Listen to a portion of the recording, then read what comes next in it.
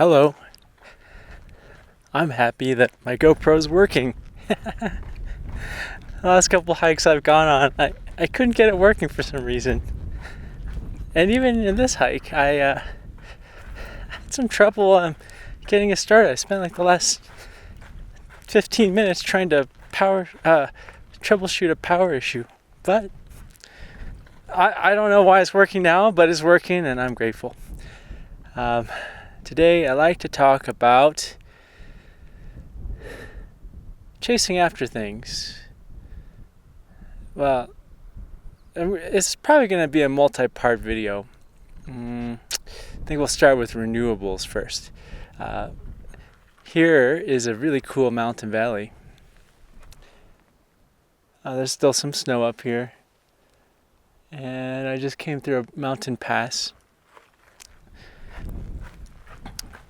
And I've got a fair amount of hiking today.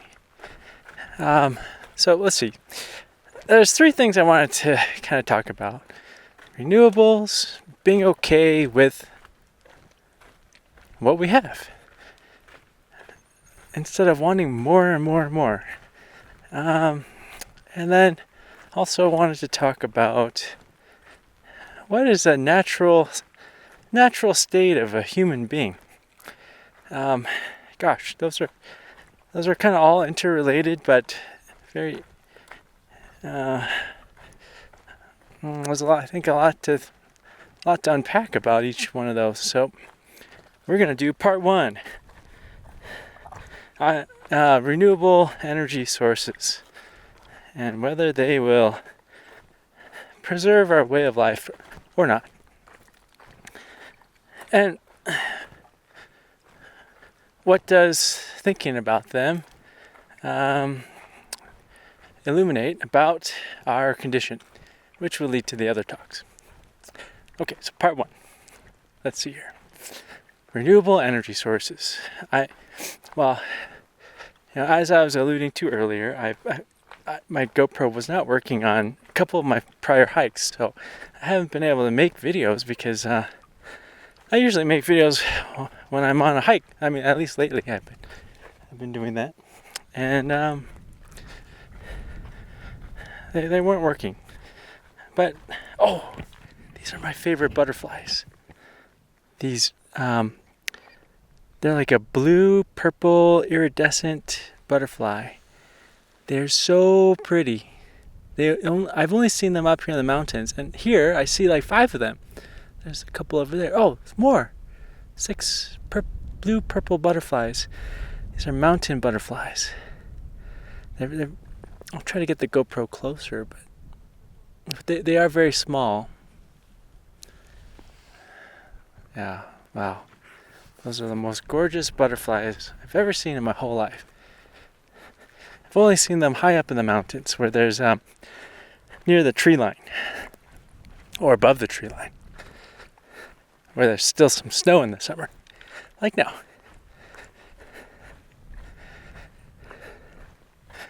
Well, I tried to make these sets of videos multiple times, and the GoPro kept messing up. And I thought, maybe I'm just not supposed to make this video. But I think it's more so that I just didn't have the right message that I wanted to get across. Because I actually did make one, and I almost posted it, but then didn't feel quite right about it. It just didn't sit right with me, so I deleted it. And here I am today, trying again. This must be try number 8 or 9 or 10. Well, someone asked me, Gooby, why don't you talk about renewable energy? Well, the truth is, I have, and I do. It's also like when someone asks me, Gooby, why don't you talk about the genocide in Gaza? I have, and I do. And some people say, you have such a great platform, why don't you use it for good and talk about the genocide? Why aren't you doing that? Like, just demanding that I do something when they don't even realize I already have. Or maybe, I don't know. Well, renewable energy. I haven't made a video specifically about renewable energy. But yeah, I do feel like talking about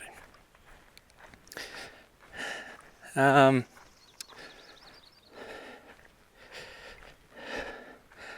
And about the Gaza thing, it is a genocide, and it's awful to watch people starve and be bombed and murdered, and it's a big mess over there. And my country is funding and arming and allowing this to happen. My country being the United States. There, I said it. For like, I don't know how many times I've said it already in many videos. Okay, now getting to the video I actually want to talk about. Renewable energy is, I think, loaded with a lot of emotions, a lot of feelings, that term. It's loaded with a lot of thoughts and meanings that go beyond just what is renewable energy. But we'll knock that out real quick. What is meant as renewable energy is termed solar, wind, biofuels, things that we can get energy from repeatedly. In a way, they regenerate, but they're not truly renewable in the sense that they come from the energy of the sun. The energy of the sun is fusion. It is burning through its fuel source. The sun doesn't renew itself. It will die. A star is born and a star dies. It has a finite end, a finite amount of fuel. That's the sun. Right up there. Oh, it's cool. It's behind this cool cloud. It has its finite energy. But it has so much energy, it might as well be infinite for humans. And so people call wind and solar and hydroelectric, because that's really water evaporating from sunlight, condensing higher up in the mountains like now, in the form of rain and snow, and flowing down the mountain, and then we harness the energy of the water moving. But it all came from the sun. Same thing with the wind. Wind is air moving from different areas of low pressure and high pressure, different temperatures, because of sunlight and the earth spinning. So, are they truly renewable? Well, not really, but we will just agree to call them renewable in the sense that it almost is like they're infinite because they're coming from the sun's energy. Now, that is opposed to fossil fuels, which are limited in that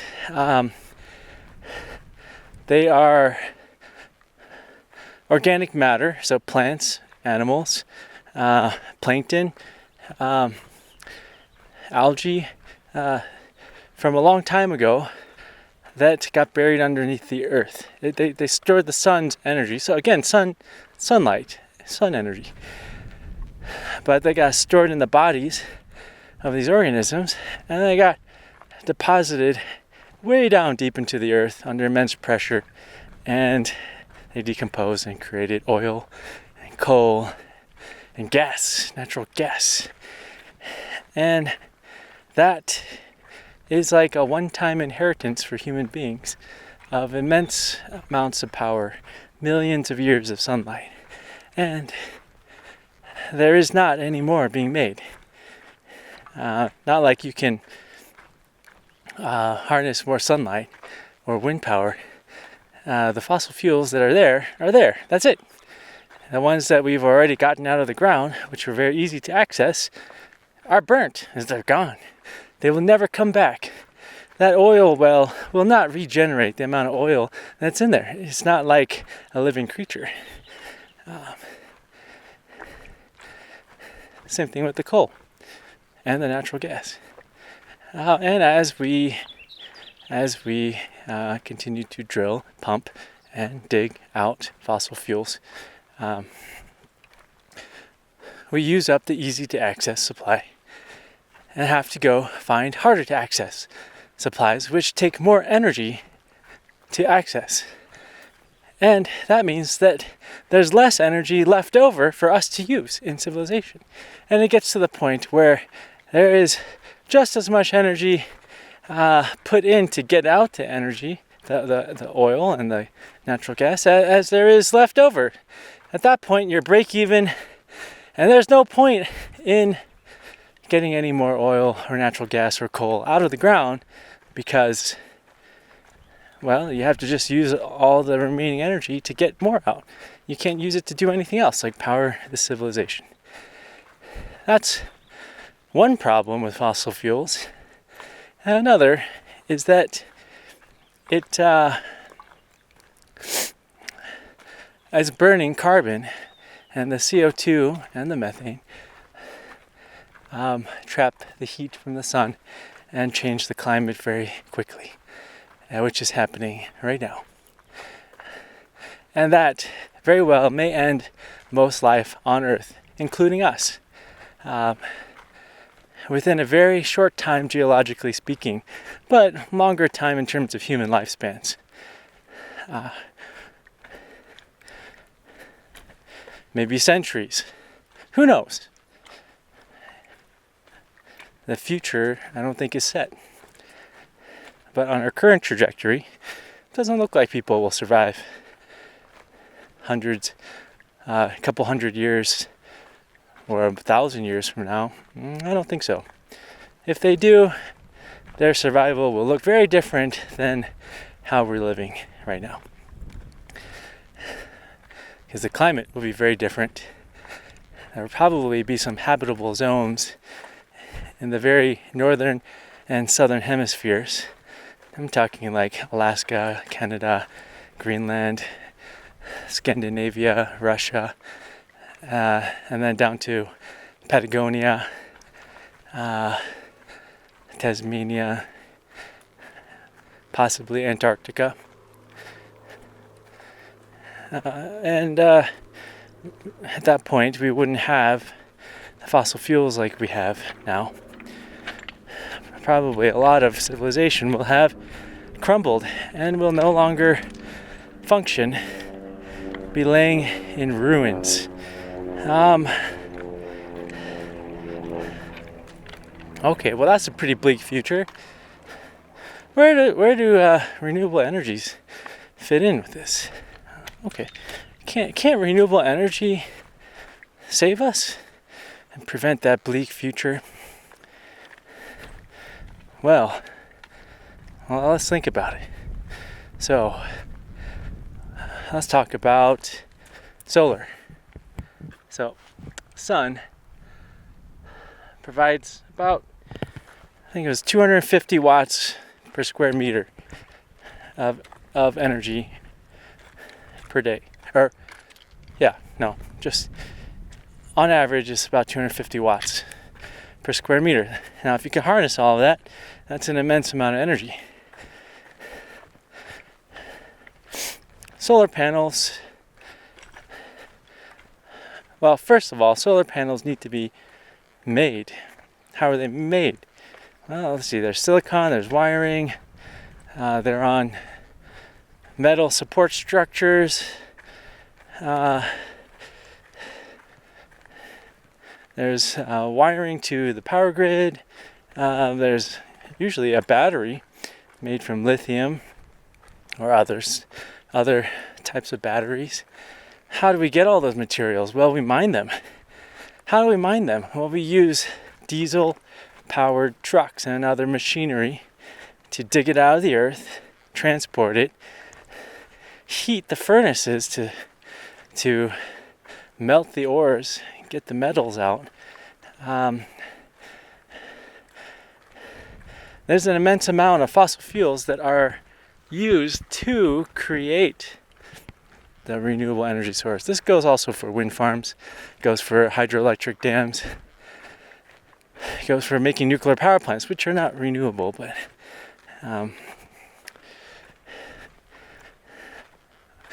we'll just include that right now. And that fossil fuels are needed to make all these things and to maintain them.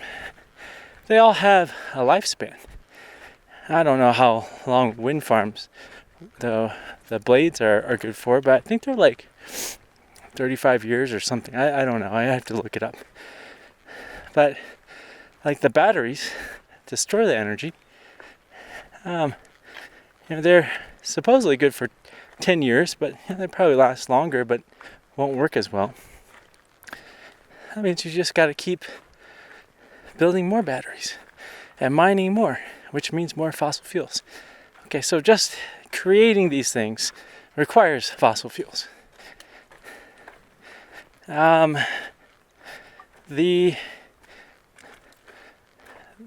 type of energy that it creates, electricity, is good to power a lot of things. It can power cars, it can power this GoPro if it decides to want to work, because it's very finicky. It can power my GPS device. I have a solar panel at home as a portable one that I can bring with me on camping adventures if I'm going to be out there a long time and I need electricity for some reason. It comes with a battery, a lithium battery. What I found is that living in an apartment surrounded by trees, it's actually very difficult to power that battery, to charge it up. It probably takes me over a week to fully charge up that battery. And that battery can charge up my e-bike 1.5 times. So it depends on how quickly and how much I use the e-bike. That e-bike, if I just went off solar power, is going to be just a regular bike that's really heavy with a battery in it that's not charged up most of the time, because it just depends on how much I use it. I use it to get groceries and get some supplies. And I can just use a regular bike. I can just use it as a regular bike. That's what I meant. But it's nice to have the electric motor. Get me a little farther, a little faster. But then if I use it for that, I can't use it for other things because it's already used up all the juice. There are a lot of things in my house. Refrigerator, washer, dryer, dishwasher, computers, electric lights.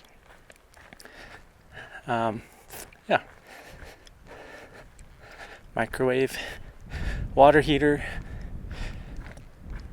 Oh, this is really pretty. I'm going to share with you this view. There's a little lake down there too. Beautiful mountains.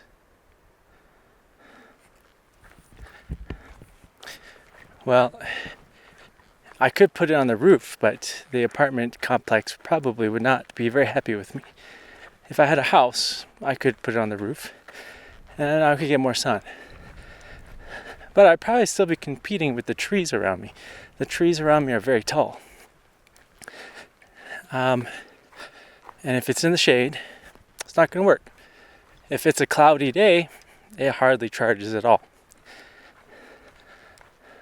I walked by a cabin in the mountains, not my cabin, it was someone's cabin, and I saw that they installed giant solar panels. But because it was in the mountains, they had to cut down these beautiful, thick trunk trees. I think like 3 of them, to make space for the sun to come in and hit the solar panels to charge their batteries. And I found that appalling. To kill beautiful trees so that you can charge your battery at a cabin that you're probably only there 1 week out of the year. Was that worth cutting down, ending the life of 3 magnificent, very tall trees? There's this competition for energy. Well, it's really just humans just wanting more and more and more. Well, okay, so what are some other issues with renewables? Well, what are some good things? Well, okay, when the power grid goes out, you can still have some electricity, but not that much to power everything that we normally power. In Puerto Rico, they had the power go out on the whole island, but there was one town that had invested a lot in solar panels, and they had the lights on at least. They didn't have everything running, but they had lights, and they had I don't know if they had internet, but they had some semblance of civilization. So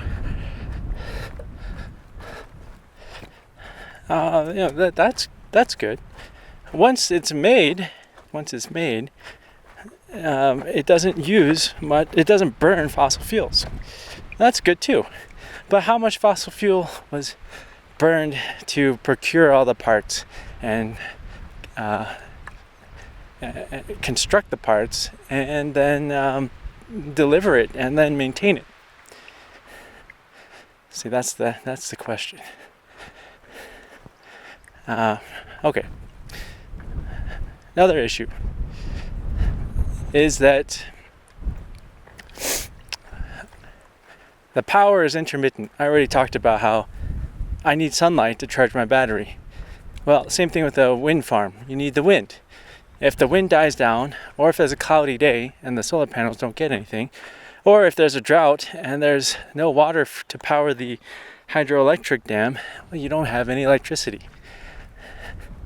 But the power grid needs to be on all the time to be for all of these processes to function efficiently. You can't just be turning on and off the power grid. Like these factories that run in our civilization need to be on all the time. There's things that need to be powered up, and that if you just shut them off, it probably wouldn't be economical to just run them at certain times of the day. You need to be running all the time. Well, at nighttime, on a windless day, in a drought, you're not going to have any electricity coming in except maybe from a nuclear power plant. So you need to burn fossil fuels. So there's the intermittency. There's also the energy density. Fossil fuels are very energy dense. You can put a gallon of gasoline in your car and travel a very long way, and it only took a gallon of gasoline, which doesn't weigh very much, to go the same amount of distance. In a car, you need a very, very big, heavy battery and an electric motor. Well, I guess the motor for a gasoline engine is probably bigger. But if you think about an airplane, why are there no electric only commercial airplanes? Well, because it'd be too heavy. It'd be too heavy to fly with all the batteries. Batteries are heavy. Airplanes can fly by taking very energy dense jet fuel and then burning them in a jet engine. You can't get that kind of efficiency from an electric battery. So there is energy dense. Now another thing. Heat. Burning fossil fuels generates immense amounts of heat. A lot of processes in our civilization require that intense heat that wind farms and solar farms cannot provide.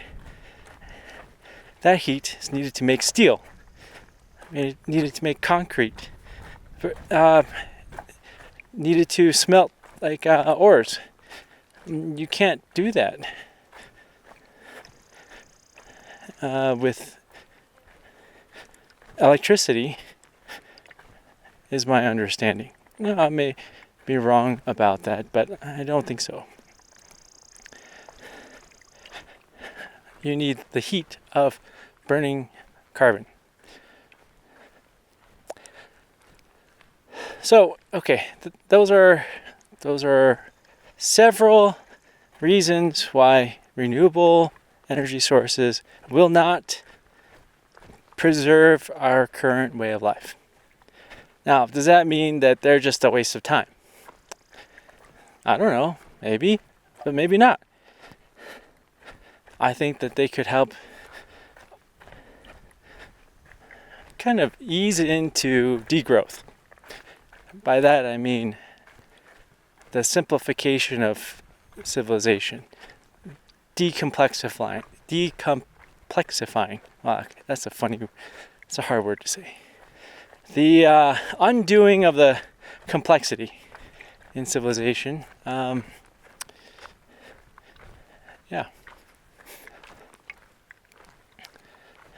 It could help ease that.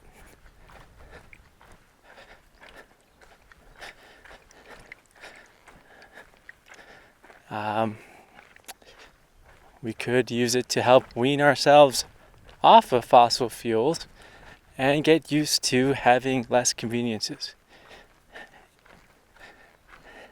Having less stuff.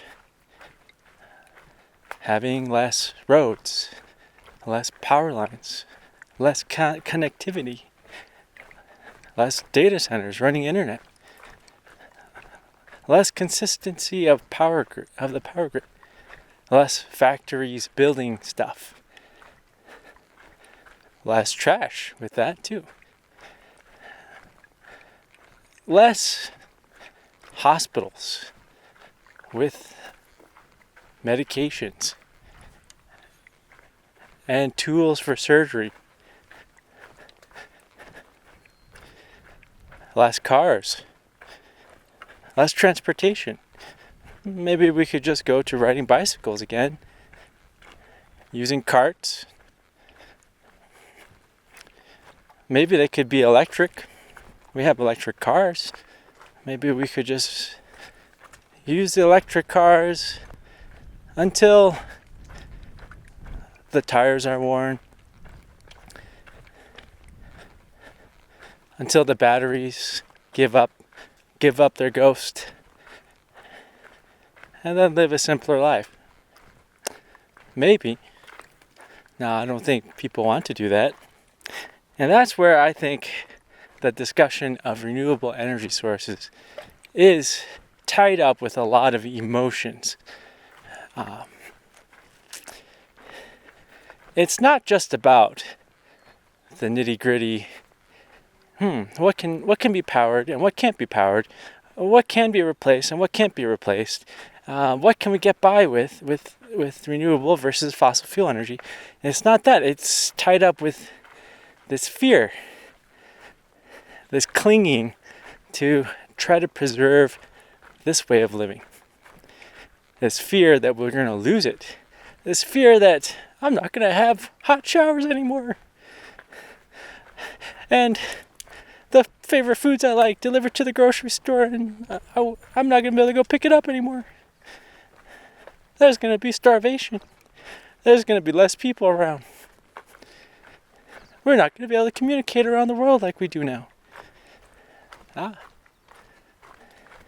renewable energy. Surely that will save us. it doesn't burn carbon. That'll solve the climate crisis. Then we're all saved.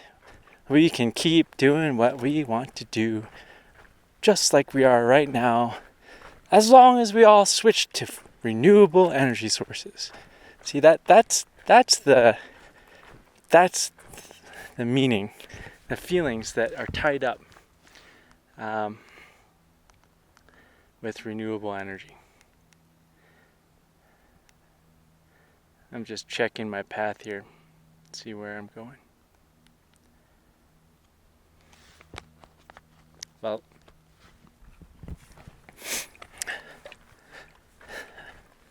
that is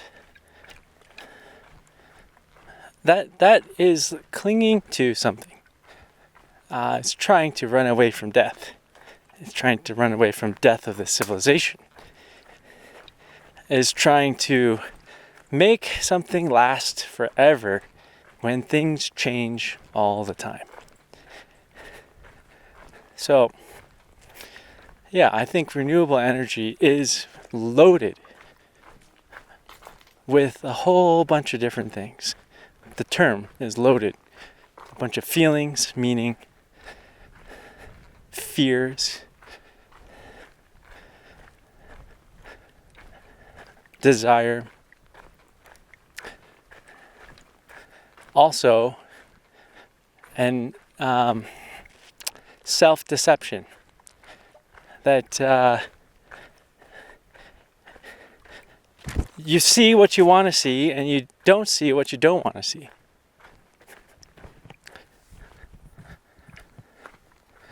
There's a butterfly with orange tipped wings ahead of me. It's pretty. It's a white butterfly with orange tipped wings. Let's see if it'll stop. Oh, you are gorgeous. You are such a beautiful butterfly.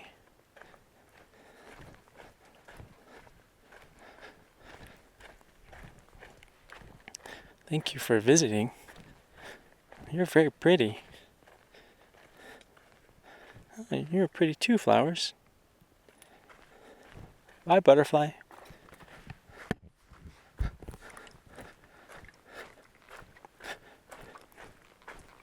So, can renewable energy sources preserve the way we live? I think the answer is no. Are they a waste of time? Maybe. Can they actually help us? I think that's a maybe too. And the reason why I say that is most people say we need to switch to renewable energy sources away from fossil fuels. Well, if we actually did that, maybe they would be helpful to us. Like I said, they may actually help us wean off of fossil fuels and get through simplification of this very complicated civilization, degrowth, with less suffering than if we just quit all fossil fuels cold turkey without the help of renewable energy sources. But that's not what we're doing. We are using the energy from renewable energy sources on top of energy we get from burning fossil fuels. There is an addiction to energy, a greed for energy that is deeply seated in civilization, in us, that would not let a perfectly good barrel of oil go unburnt. We want to burn everything. We want to enjoy the energy that comes from burning that barrel of oil. We won't let that barrel of oil just sit there or sit underground where it originally was. It's called Jevons paradox. Any increase in efficiency will be used to do more work instead of less. We have AI, yet we all work so hard. We're working harder now. Working more hours, trying to pay the bills, trying to keep a roof over our heads, But we have AI. AI is doing so much work. Why aren't we doing less work? Because AI is doing a lot of heavy lifting. Jevons paradox. Why are we still burning fossil fuels when we have some renewable energy? Jevons paradox. We're addicted to the ghost slaves. The energy that we get is like a slave, but a ghost of a slave is working for us. We're addicted to having ghost slaves. Our car runs on we describe it by horsepower. A car has 150 horsepower. Those are 150 ghost horses pulling that car along. There are ghosts in the sense that our car is not hooked up to 150 horses. They only exist in the energy we pumped out of the ground, in the oil. And we're addicted to those ghost slaves. So, can renewable energy help us? Maybe. If we decided to live a certain way. That's different than what we're doing. If we just added it to what we're doing now, I don't think it's going to help us. We're just going to cut down more forests to make room for solar farms. We're going to burn more carbon to make more solar farms and wind farms,